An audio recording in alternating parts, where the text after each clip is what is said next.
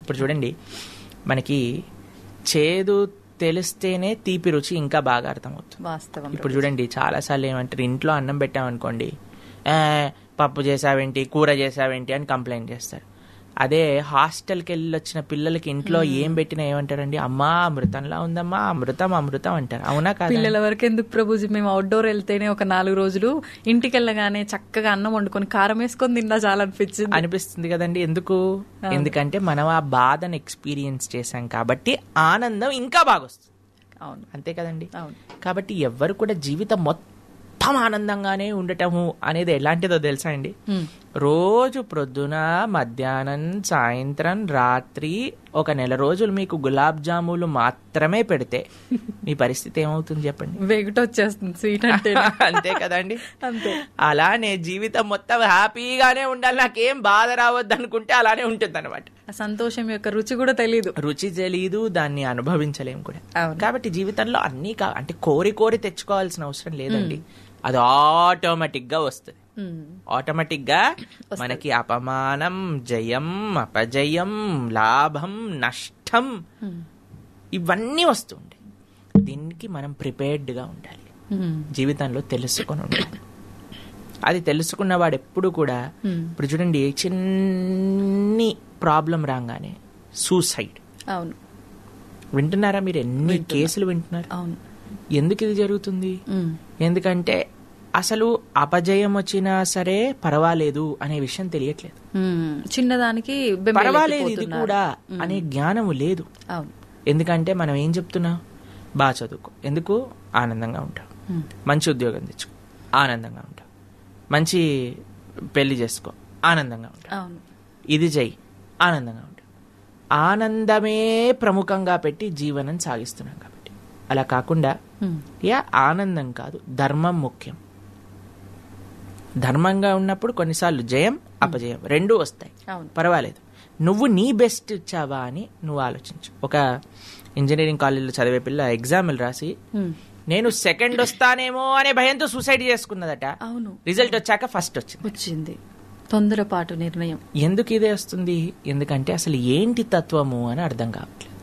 అలా కాకుండా మనం పిల్లలకి ఇలాంటి మంచి సనాతన ధర్మంలో ఉండే ఉత్సవాలు, ఇలాంటి విషయాన్ని, ఉగాది తర్వాత వచ్చే మనందరికి ప్రీతిపాత్రమైన పండుగ శ్రీరామనవమి.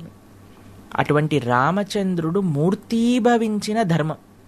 రామో విగ్రహవాన్ ధర్మ. అటువంటి రామచంద్రమూర్తి తన జీవితంలో ఆచరించి చూపించాడండి. ఎలానో మీకు ఒక విషయం చెప్తాను. ఎప్పుడైతే దశరథ మహారాజు, అయ్యా రామ నీకు రాజ్య పట్టాభిషేకం చేస్తున్నాము అని అంటే నవ్వాడట. నవ్విన ముఖాన్ని వర్ణిస్తున్నారు. ఎలా ఉందట రాముడు నవ్విన ముఖము అని అంటే, విరుచుకున్న తామర పువ్వు ఎంత అందంగా ఉంటుందో అంత అందంగా ఉందట. మరుసటి రోజే కైకమ్మ, నీకు రాజ్యం దక్కదు, భరతుడికి రాజ్యం ఇస్తాను, నువ్వు 14 సంవత్సరాలు అరణ్యవాసానికి వెళ్ళాలి అని చెప్పింది. అప్పుడు కూడా రాముడు నవ్వుతూనే బయటికి వచ్చాడట.